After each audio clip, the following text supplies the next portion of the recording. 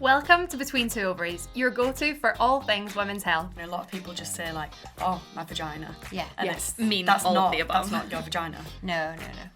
Well, it is. We're here to cut through the confusion, bust some myths, and give you the facts straight from the experts. You cannot still believe the amount of people that come to a gynecology clinic saying that they don't look right down there and they need something doing about it. We're keeping it real, bringing you honest conversations about topics that matter to you. Everything goes back to the menstrual cycle. Yes, it's a low-risk procedure, but it's not a no-risk procedure. From periods to menopause and everything in between, we've got you covered. So whether you're here to learn, laugh, or just listen, you are in the right place. As soon as I said it. Hi everyone, welcome to today's episode on Lost in Transit Ectopic Pregnancies. So, we wanted to cover this episode because ectopic pregnancy, although it isn't common, it is something that does happen to women. And it can be very devastating when it happens, and it can also be a life-threatening emergency. Yeah. So we thought it's really important that generally people understand what to look out for, and also if you do have symptoms of potentially an ectopic pregnancy, what then happens to you and what happens when you go to hospital. Yeah, so it's a pregnancy that has implanted in an abnormal location. So normally a pregnancy would implant in the lining of the womb, so in the endometrium. So it's sat there nicely and can grow nicely. Your womb can stretch out and get bigger and bigger as you become more pregnant.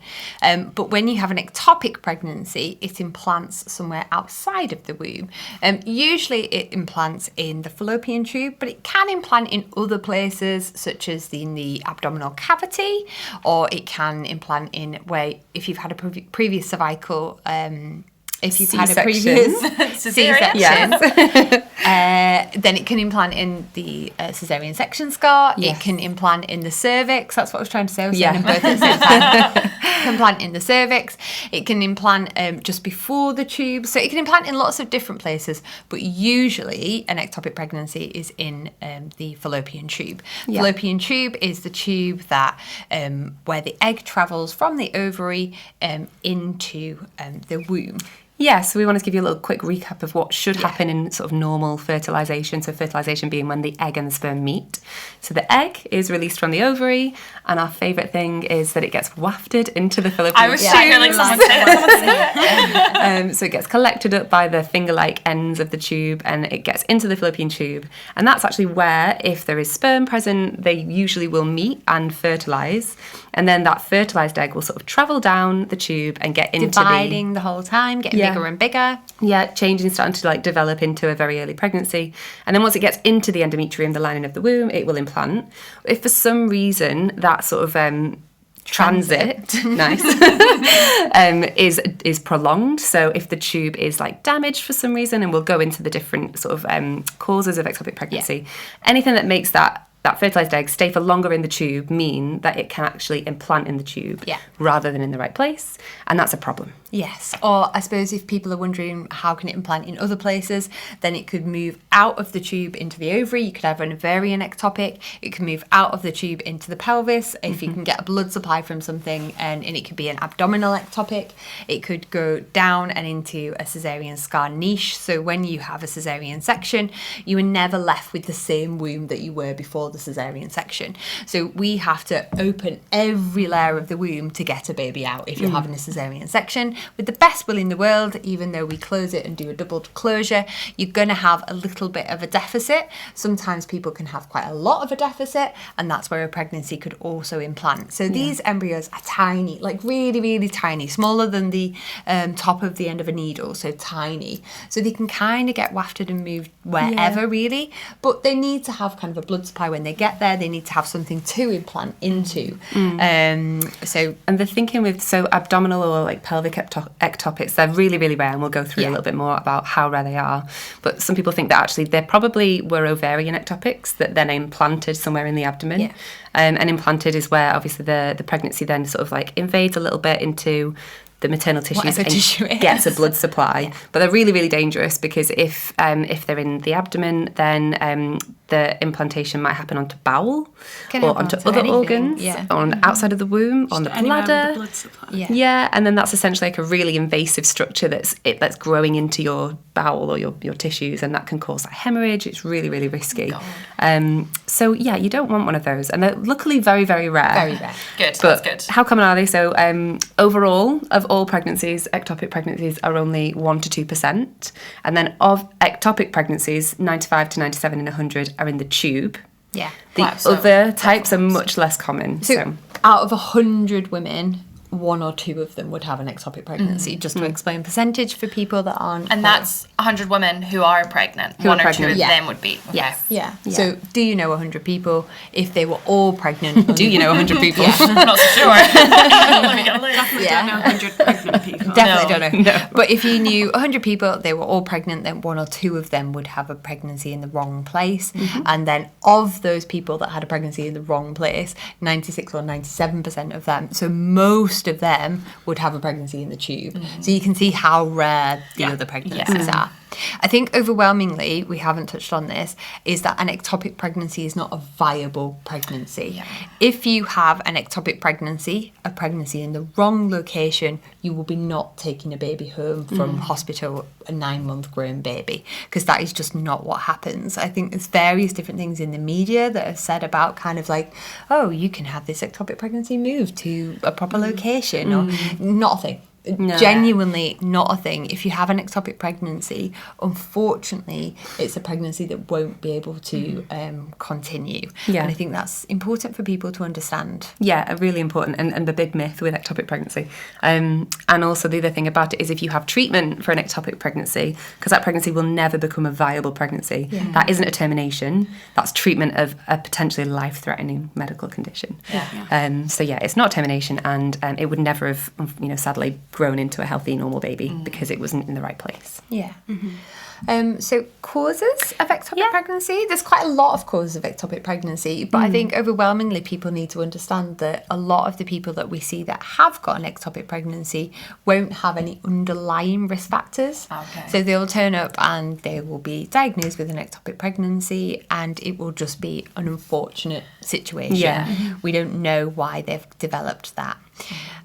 But other causes can be if you've got tubal damage. So as we said, as Alison said, when this fertilised egg is moving down the tube and back into the womb to implant, if there is a problem with this transit and it's slower, then it could potentially implant in the tube. And implantation, the transit would be slower if there was damage in that tube. So you have little kind of hairs that kind of push, waft this back down into the womb, and if they're damaged in any way, then the transit could be kind of stalled, and that's when the implantation would be potentially up and in the tube. So they can be damaged by STIs such as chlamydia. On the whole, STIs such as chlamydia are very treatable, because I don't want people to be like, oh God, I had chlamydia when I was 17, had some antibiotics, I've never had any other problems, am I going to be infertile? Yeah. Probably not. If it's left untracked. Yeah, if it's untracked, Untreated, if it's untracked, I love it. And even then, potentially you won't have an ectopic pregnancy, but the risk would be higher if you've had a pelvic infection of any kind, but most of those do tend to be sexually transmitted, that is untreated, then you would be a much higher risk of an ectopic. You still may never have one. But if you have it and you're treated very quickly, then it isn't likely to cause a problem. Definitely important to get tested for STIs, because obviously some things can be asymptomatic as well. Yeah. Oh yeah, 100%. If you're having unprotected sexual intercourse, then be checked out for STIs. And it's so easy to get a test, Yeah. especially for young people. It's like they come to university and we'll test you on the spot. Yeah. Oh, you say it's in England. Postal test. Postal you can get them test, to the yeah. house, Yeah. So definitely, that's one of the biggest risk factors, isn't it? Yeah. The other things that damage the tube. So endometriosis, we've spoke about in one of our other episodes. Unfortunately, people can have endometriosis and it can make their tubes quite tortuous, so kind of pulled out of shape. So instead of kind of being a nice, easy transit, again, it's kind of really twisted because they're kind of stuck stuck down in the wrong places because of endometriosis, or you can have tubal endometriosis as well. Instead of like a nice smooth A road, you've got like the snake pass. Isn't that like Yeah. really tortuous? Yeah. A few car crashes off the You're side. much more likely to crash there, aren't you? Yeah. My mum always used to tell me that. Not that I ever drove there. Have you never done it? It's a nice Never. road. No, I think I'm a bit scared of it. A nice road. Yeah, it's not Like that it's scenic, it's pretty. Yeah, but if you want to wanna get crash. somewhere fast, not ideal. So the other thing is if your tubes haven't developed normally from birth. So if if there's a different kind of like anatomical variation, anything that means that they're not like a normal shape, normal length, and normal root. So if they're a bit swollen because of potentially not just an infection, but if they're a little bit blocked at one end and they're swollen, that'll potentially cause an ectopic pregnancy as well. Is there any other risk factors like smoking? Smoking is a risk factor. It's a risk factor for everything, isn't it? So yes, if you Smoking smoke, really you're more increases likely. your chance of ectopic pregnancy, and I think it's something that people, again, don't realise. So yeah, we always would advocate for people not to smoke, but it increases your chance of ectopic pregnancy if you do smoke. Increase in age as well. So not by a lot, but as with most things, they increase with age. So if you're over 35, your risk goes from 2 in 100 to 4 in 100. Okay. And also there's an increased risk in black women, but no one really understands why that is. But it is something that's observed What about as well. in BMI and obesity? I actually don't think that's a risk factor that I'm aware of, no. But having a coil is an increased risk of ectopic pregnancy, but this I think needs like quite a bit of clarification. Yeah, So I've read a few things about this. And if you have a coil, regardless of the type of coil, a hormonal or a copper coil, you are much less likely to get pregnant than the rest of the population. Yeah, so It's in the right place. unlikely to get pregnant. But if you were unlucky and you did get pregnant and you had a coil in, then there's an increased chance of that not being in your womb and it being in the tube or an ectopic. So they don't increase the chance of ectopic pregnancy, but if you were to get pregnant, there is more chance that the pregnancy would be in the tube. So we would advocate using contraception is what I'm trying to say. if you don't want to get be pregnant. I think that is the causes of ectopic pregnancies. So symptoms, What happens? Yeah. like How what do you know? happens.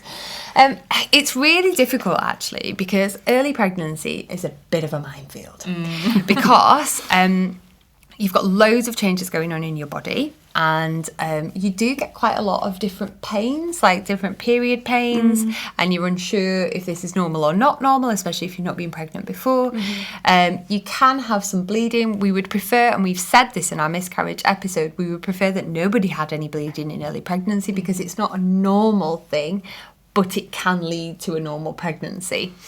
So people with ectopic pregnancy sometimes can have no symptoms whatsoever. So absolutely nothing, and they go in for a scan and you can find that there's no pregnancy in the correct place. So that's one of the things, no symptoms whatsoever. Sometimes you can get pain. A lot of, I think it's really difficult because when you look on the internet, it's kind of like, okay, you get this one-sided pain and you get pain in your shoulder tip and then you have bleeding and you've definitely got an ectopic pregnancy. Definitely doesn't work like that. No, not one size fits all. No, we it's not, have worked unfortunately. in the emergency room for a long time and it just doesn't follow that at all. You can get one-sided pain, but also quite commonly you'll just have generalised pain. It doesn't mean that you can definitely differentiate. And on the shoulder tip pain thing, That seems rogue. So it's if generally it's if so if you have a tube that's got an ectopic pregnancy in it and it is bleeding, then the blood that is in your abdomen can go up and irritate your diaphragm. Then you get okay. then you I get was like, how are we referred pain. going? So it's referred pain. So the same I nerves that see. supply your shoulder tip also supply your diaphragm, and then if something's irritating you there, then it can irritate you here. But that would mean generally, it would be constant. Yeah. It would be there all the time, and it wouldn't just go. It wouldn't go away at night time, or it wouldn't go away if you stretch your arm a bit. It would be to me, constant like a pain. pulled the people muscle. that you've seen with proper like shoulder tip pain have got they've got peritoneal irritation, so like they've got definitely blood in their tummy. They're like and really they holding literally themselves can't still move. in lots of pain. And it's awful. So when people are walking in and they're like, yeah, I've got pelvic pain and I've also got pain in my shoulder and I'm sat here eating my crisps, I'm like, no, because Not quite if what we you've mean. because if you've got pain in your shoulder from enough blood in your tummy Yeah. to be causing irritation to under your diaphragm, you're unwell. Yeah. You could still have an ectopic pregnancy if you don't have shoulder tip pain. Yeah. Yeah. Oh my gosh. But yeah, I think a lot of people will, read or have a look online at what symptoms there are, and then, I've got a bit of a niggle in my shoulder. Oh my God, does maybe that that's hurt? it. Yeah. It's very unlikely I feel like that you do that's the convince case. yourself. I know, even now I'm like, is she sore? Yeah. So yeah, pain. Some people is can have a one bit thing. of bleeding, some people can have a lot of bleeding, some people can have no bleeding whatsoever. So again, not a great kind of differentiator. Yeah, and just on bleeding as well. Obviously, we said that the tube, if it does rupture, so you might be diagnosed before it started to rupture and bleed, and that's what we'd like to do ideally. So it can bleed inside to your tummy, so that wouldn't necessarily go anywhere. It would be in your tummy and it would cause you irritation. Yep. But you can also get vaginal bleeding, And that's because the lining of the womb is breaking down. So that's not bleeding from your tube, because that would have to be kind of like, That's a longer journey. you can get that as well. Yeah. And when you say pain, would it be like a cramping pain? Or Different for for everyone? different people. Pain is one of those really difficult things. Yeah. We'll ask you loads of questions about it if you come and see us. Is it one-sided? How long is it there for? Scale of 1 to 10, how bad is it? But it can be different for different people. Yeah. Some people can have no pain. Some people might have a mild cramp. Some people get stabbing pain on one side. Okay. It can vary. Yeah, totally vary. And also a symptom of ectopic pregnancy can be an upset tummy. So guess you that can makes have diarrhea, and that is kind of a known symptom as well. So there's all sorts of kind of random things that go with ectopic I pregnancy. feel like there are symptoms as well, that there's certain things in pregnancy that you might feel that as well. Oh yeah, this could Yeah. be normal early pregnancy, it could be unfortunately a miscarriage, or it could be an ectopic pregnancy. And that, when we see somebody, those are the three things that are always going through your mind basically. You could have one of any of these things, Yeah. and until we've done any further investigations, we're not exactly going to know what that is. Yeah. The other thing that's much less common, thankfully, but can happen is you could just collapse. You could be dizzy, faint, collapse, and if you're pregnant, that's a super massive emergency. Red You want to go flag. straight to A&E, because that would indicate that you've potentially got a ruptured tubal ectopic pregnancy, and that's bleeding, and you you hemorrhage into your tummy. Yeah, but we that don't is want that to really, really very uncommon. But it's very uncommon, Very yeah. uncommon. Okay. And a lot of times, or the times that I've seen that, is people that they don't know they're pregnant. Ah, okay. So They're like putting it off. when you know you're pregnant, like you were just saying then, oh, does my shoulder hurt? Yeah, You You're are in you'll sync. get You're extra- trying to think you're a about bit it. hyper aware of things, I Yeah. think. Whereas the pains that you might get that would indicate an ectopic pregnancy, if you were just going about your normal daily life, you'd be like, oh, that's annoying, I've got a bit of a tummy ache today, but Yeah. I'm at work and I'm doing this and I'm doing that. And it doesn't, alarm bells aren't ringing because Yeah. you don't know you're pregnant. Yeah. So I think it's usually those that are kind of like, I don't even know I was pregnant. Yeah. And And then then it anybody gets who up too goes far. to A&E who is of reproductive age will get a pregnancy test. Yeah. So that would kind of alert everybody to the diagnosis, basically. So then what should you do if you have these symptoms? So if you're in severe pain or you've collapsed, if you're really, really unwell, then A&E is the best place to go to. Or, if you do have we have an early pregnancy assessment unit, which is like an A&E for gynae and early pregnancy. You could go there if that's what you've got. If you've got less severe symptoms, so if you've got some mild bleeding, some pain, not quite sure what's going on, your GP can help you, and they might direct you to an early pregnancy assessment unit. Yep. There's a lot of times that they can phone triage people and book you in for an appointment rather than having to go straight to A&E and wait for hours and hours. Yeah. It will depend where you live and depend what the local kind of services are. And if you're going for an appointment, what would happen in this appointment? Okay, so when you sorry. get there, whether you've attended an A&E or whether you've attended an early pregnancy unit, routinely what they would do first of all is a pregnancy test. And this is because, and we did discuss this in the miscarriage episode as well, sometimes because people know they're pregnant so early on, so if you knew you were pregnant even before you've missed your period, and you've done your positive pregnancy test, and then a couple of days later you've got a bit of bleeding and a bit of pain, unfortunately that could have been just an early miscarriage. Not just, I'm not belittling these things, but it could be an early miscarriage rather than an ectopic pregnancy and a medical emergency. It could be an early miscarriage. So we would do a pregnancy test first of all, because if you've got a negative pregnancy at that time, we could kind of reassure you that it's not an ectopic pregnancy and offer the support for a miscarriage that's available. So the first thing we would always do is a pregnancy test.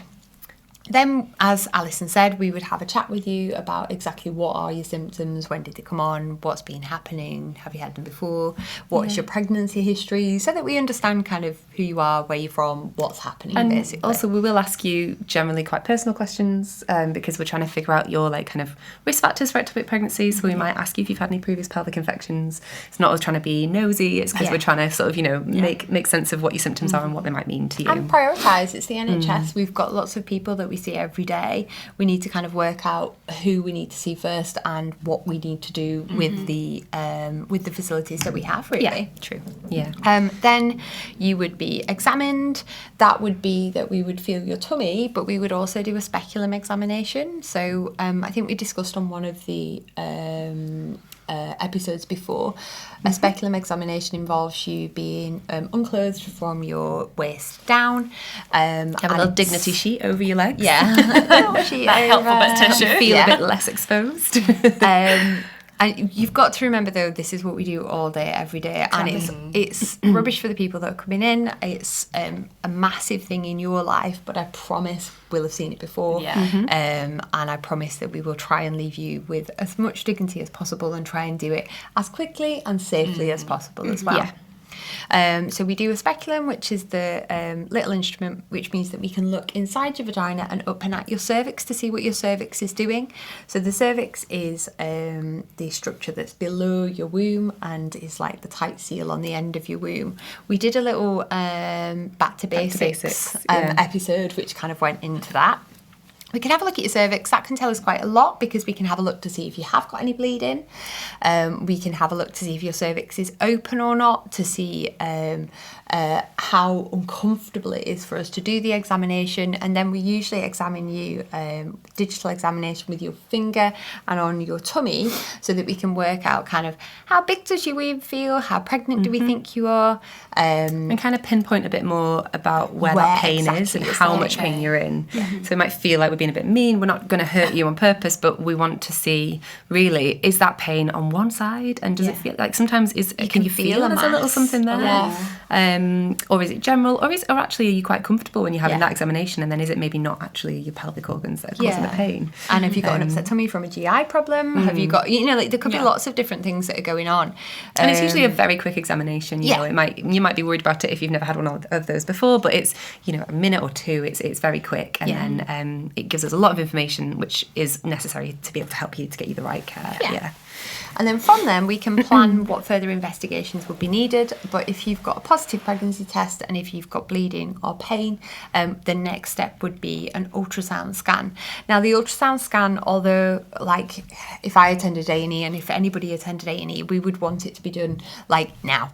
Because you want to know the answer, you want to know what's happening. There are a couple of issues with that. If you attend an A&E or an early pregnancy unit, most of the time they won't just have a scanner available to be able to do the scan for you straight away. So what they would do is triage you as to how necessary the scan is to be done, and then we try and book you in within a 48-hour kind of period of time to get you back in for a scan. I think it's 72 in some places as well. Just like guidelines for how often. So it might be a few days potentially. Before you have a scan. So we try and kind of get you back in as quick as possible to have the scan if we think that you're well enough to go home. If we don't think you're well enough to go home and we're worried about you, then we would admit at our hospital because we have the facility to do that. And then when we admit you, we would be able to arrange a scan, like the next available inpatient kind of scan. And when we say ultrasound scan here, we don't mean on the belly, do we? So generally we mean this will be a vaginal scan, because most of the time you're earlier on in the pregnancy and pregnancies in the first few weeks are really, really, really small. You can only really see them earliest is about 5 weeks on a scan, and that's a vaginal scan. And then, so most of the time if you're coming with pain or bleeding or symptoms of an ectopic pregnancy, you tend to be in those first few weeks.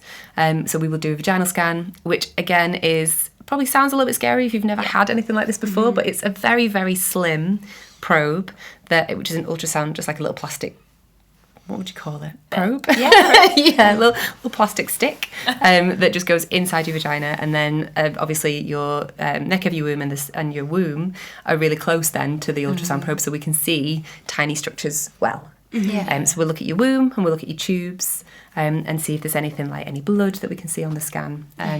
The problem is with what I said before about the minefield of early pregnancy is that a lot of people will come in between that 4 and 5 weeks and we don't know if what we're seeing is normal, as in nothing, because we don't expect to see anything, or what we're seeing is abnormal, meaning that it's an ectopic pregnancy, but we still can't see anything because it's too small. So when you've done your scan, you could have a couple of outcomes. So you could have an intrauterine pregnancy, so a pregnancy in the correct place that looked like it was doing the right things. So that's the one thing. And then you'd be like, this is really reassuring. Everything's growing as we would expect. And we are very happy your pregnancy is in the correct place. So that's the first one, where it's annoying that you're having these symptoms, but we can reassure you that they are not because of an ectopic pregnancy. And the earlier you are, the more difficult it is to get that point. Because, I mean, generally speaking, it's probably around 6 weeks when we would be able to see what we need to see to say it's in the right place and it's fine. Women do have scans earlier, and you're more likely, even if it is grown and it's in the right place, we might not see that on one scan. You might have to have another one. So often it's a case of, like, sadly, you might have to come back a few times. But yeah, carry on. So it's pregnancy in the right place now. Or we could see an ectopic pregnancy. An ectopic pregnancy, a lot of the time, we don't see kind of a baby outside of the womb. We will see a mass outside of the womb. And when I say a mass, it sounds like a massive thing, but it's not. It could be kind of like something that's 2 centimetres that we see adjacent to the ovary or close to where the womb is, and we're like, that doesn't look like normal. That doesn't look as we would expect to look in a normal pregnancy. It's not part of the ovary. It's not part of the womb. What is it, basically? It's usually just like, if you imagine the tube is a little bit swollen because there's a little pregnancy in there, they're usually only a few centimetres. So they're small. And then when you look at that on an ultrasound scan, if you've ever seen an ultrasound scan machine, it's a bit like grey mush. So you can see clear structures, like you can see something fluid filled really well, like a pregnancy sac. But an early ectopic pregnancy that might just be bleeding and a bit of placental tissue, it's really hard to actually see it. So sometimes we might think it looks like a mass that could be an ectopic, but we're not 100% sure. So that would be the other thing that you could see on the scan. You might see a live ectopic outside of the womb. So if you are kind of 6 or 7 weeks pregnant, you might be able to see a tiny fetal pole with a heartbeat outside of the womb. And that would be more of an emergency situation because we know that it's bigger, so it has more chance of rupturing. But it's really uncommon that we actually do see that. A lot of the times we'd see something that we think looks a bit like a mass. And the other thing that you're actually looking for is blood. So, you know, we said before that if you've got enough blood in your tummy that's irritating under your diaphragm, then you might get pain in your shoulder. Well, yes, that is the extreme, but when you do a scan, you can see if there's any free fluid around. So you might just have a little bit of free fluid, which would make you think a bit like, is something leaking? Is something, So these are all things that are adding in your head to be like, what actually is going on?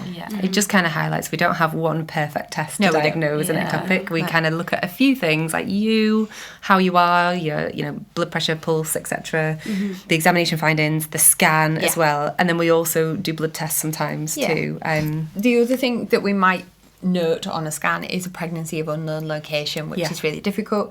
It means that we have seen that the lining of the womb looks normal. It hasn't shed, it's thickened, but there is no pregnancy sac in it. But there is also no pregnancy sac or no mass outside of the womb. Okay. But you are pregnant, test. You have a positive pregnancy test. We can't find it. But we can't find it. Because it could be that it's just too small to see. Okay, so it could be, could all be totally normal, but we yeah. just don't know. Could be. Okay. Could be that you have, already kind of had a miscarriage, potentially, and that test is still positive because the hormone level is still quite high. Or it could be that it's an ectopic and it's too small to see again. Or, that it's normally growing and it's too small to see. So usually in that situation, you would come back for blood tests. So it's the HCG, which is the pregnancy hormone that's produced in your blood when you're pregnant. And we look at the trend. So we're not really that interested in the numbers, really, what the level is. But we would like to see if we do one on like day 0, day 2, day 4, potentially sometimes. If the hormone level is rising, regardless of where it is, it's growing.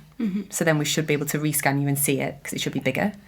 Or if it's dropping at a level that is consistent with not a growing pregnancy, we would say, it's either been an early miscarriage or an ectopic that's not growing anymore, because sometimes they just stop on their own, which is good.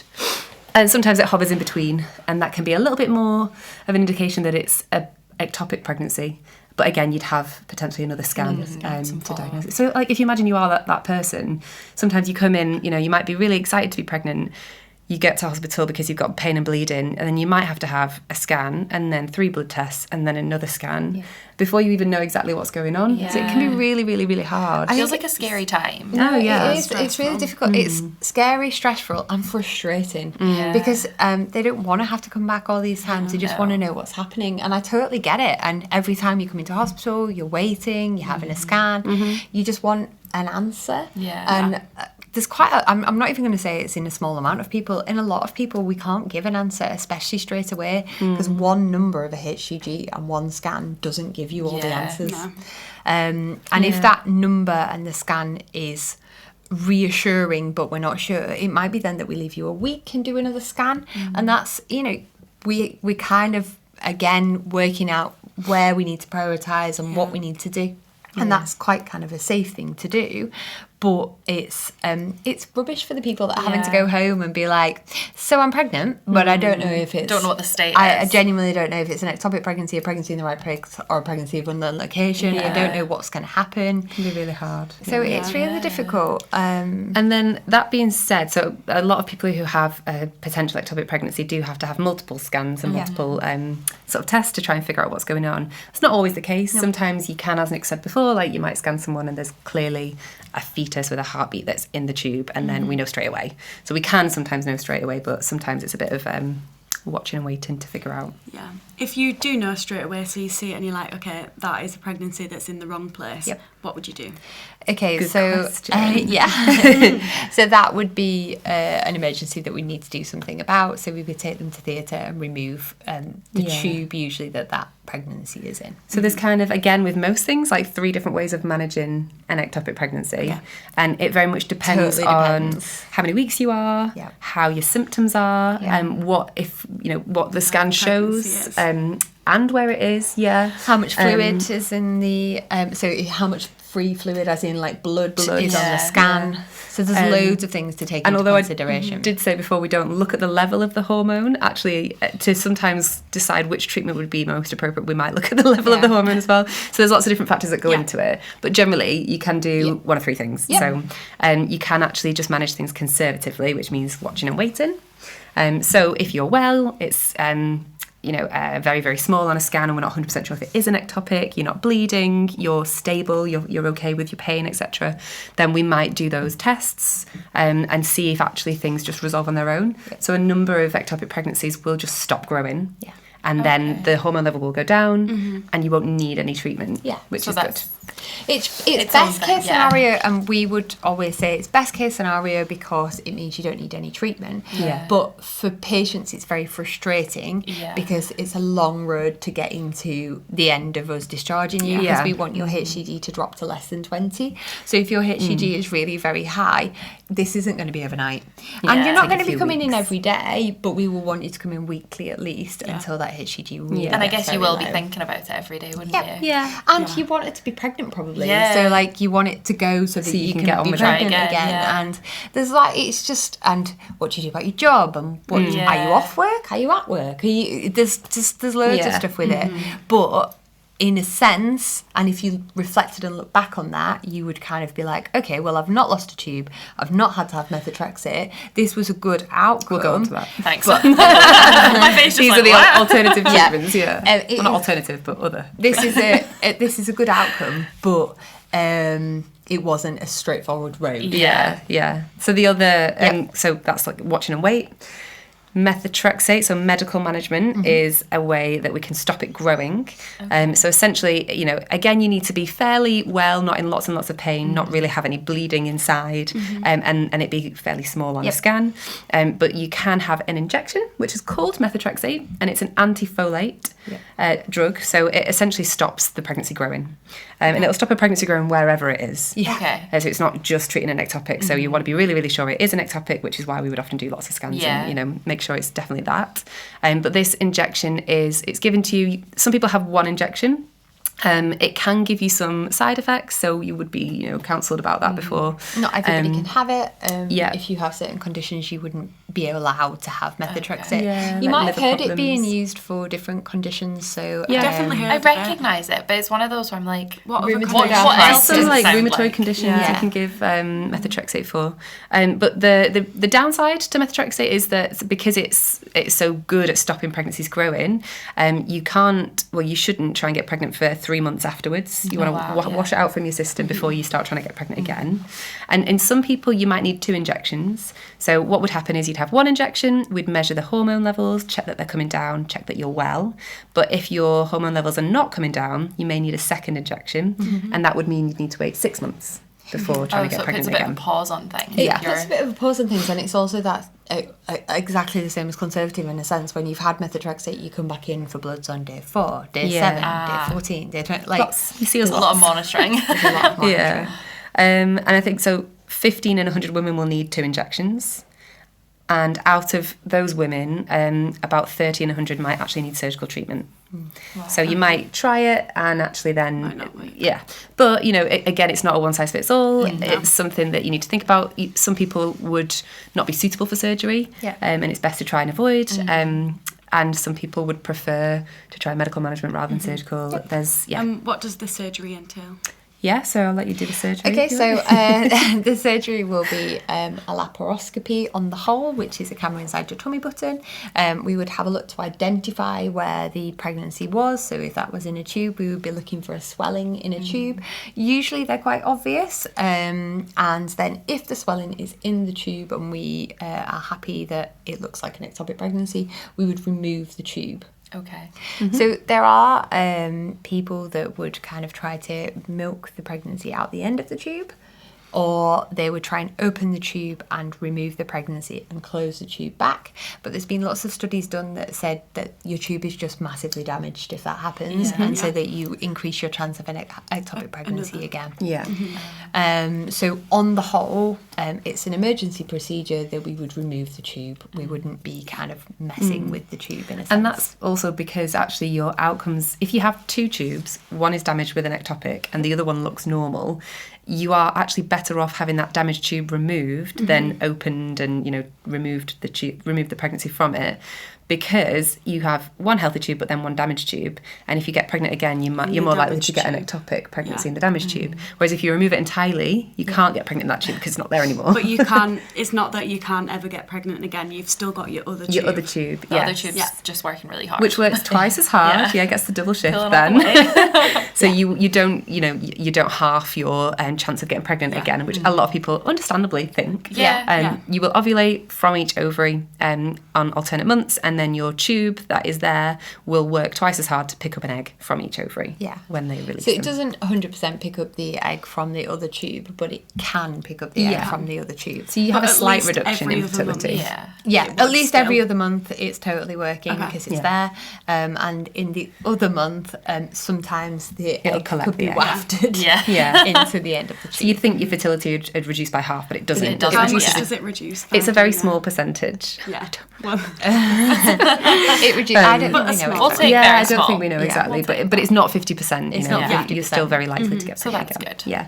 Having said that, though, so if you're someone that's already had a tube removed, or you only have one tube, and that's got an ectopic pregnancy in it, that's when you'd have more of a discussion with the surgeon about what you would do with that tube. Again, sometimes the best thing might be to completely remove it, but it might be an option to open it or milk the pregnancy out of the tube and try and keep that tube as much as you can. Yeah, it's a difficult situation, and especially if the tubes are damaged or they contain like fluid, because we know that if you go forward to have IVF, if you have fluid in your tube, it decreases the implantation rate by 50%. Oh, wow. right. It makes it much So- less effective, yeah. Sometimes even people that haven't had ectopic pregnancies, if their tubes are abnormal with fluid in and are kind of full of stuff that you don't want them to be, we would operate and remove the tubes before IVF to increase the chances of IVF working. So people can have IVF with no tubes. Yes. You don't need tubes for IVF because you completely bypass it. So you collect the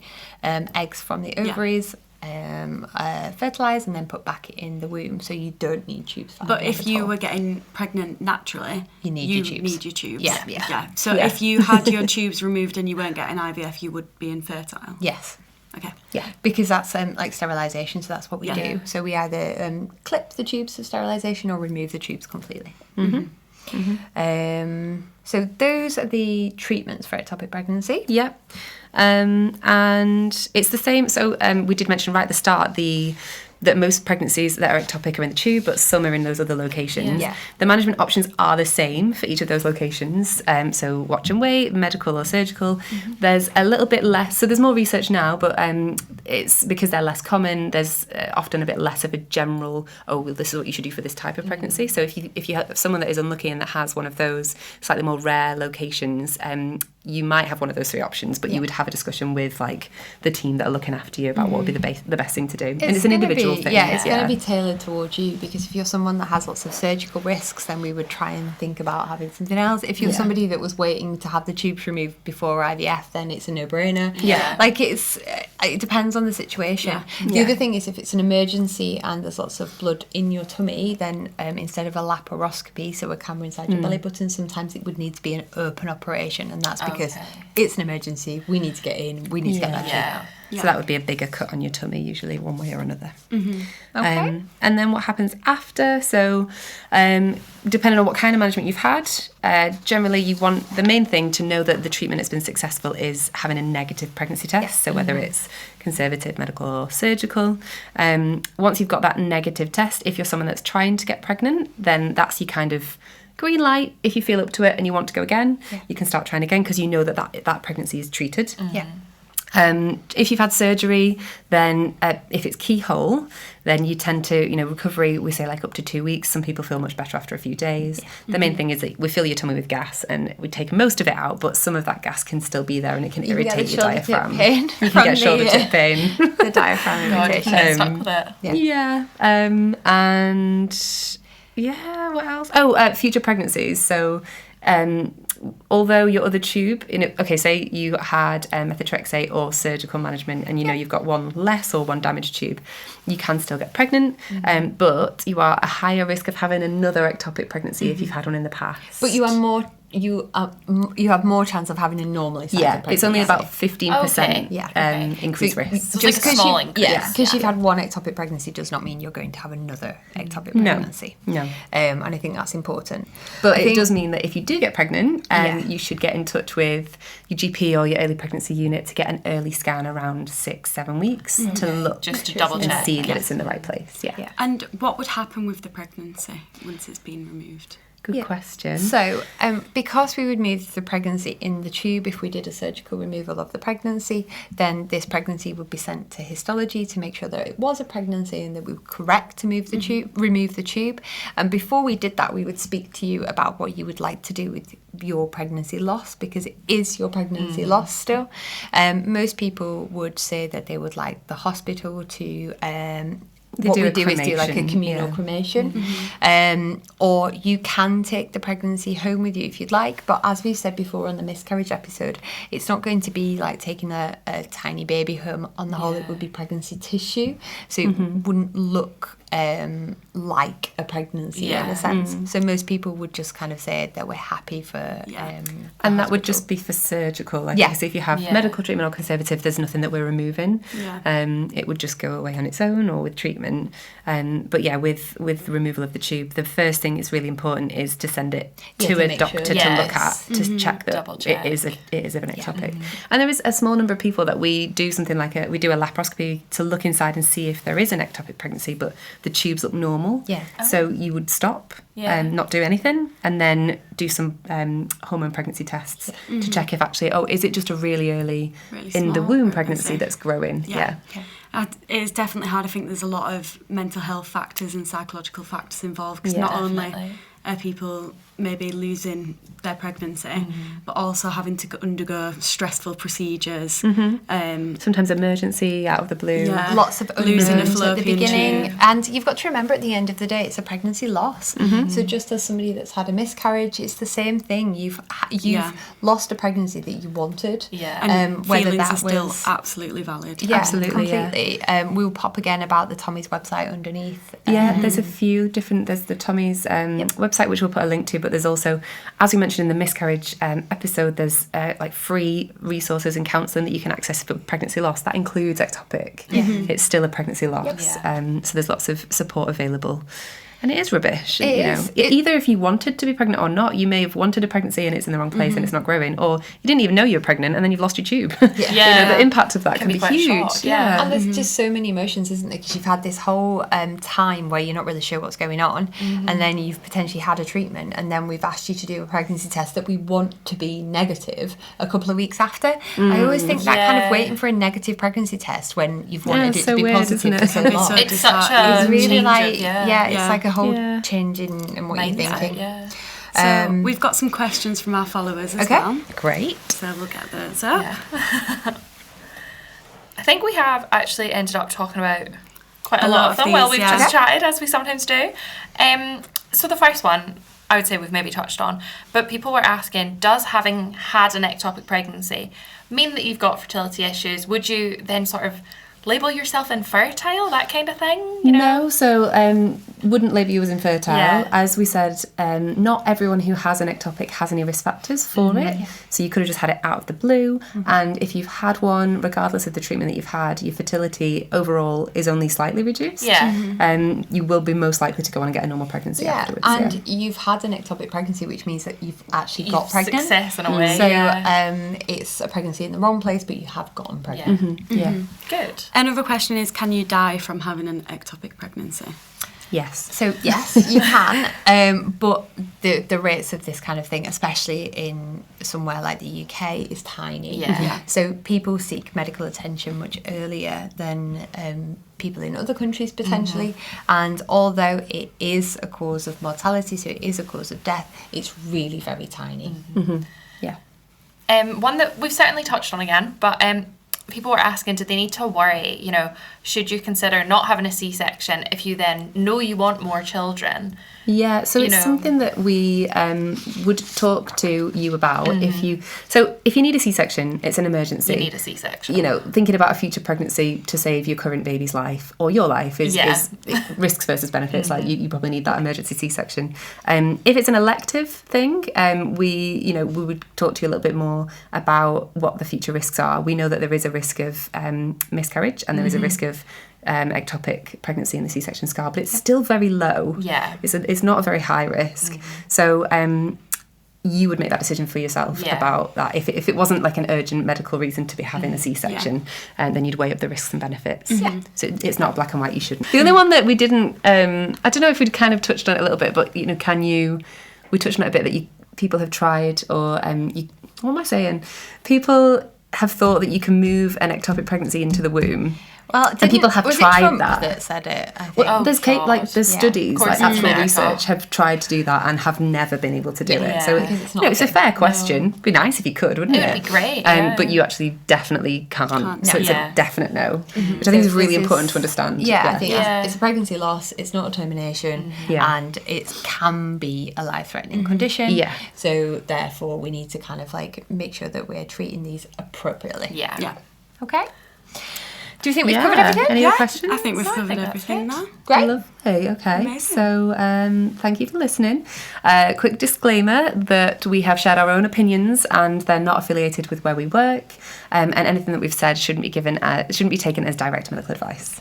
Yeah, so make sure you're following us wherever you listen to our podcast and try and leave us a review. And make sure you're following our social medias at Between Two Ovaries.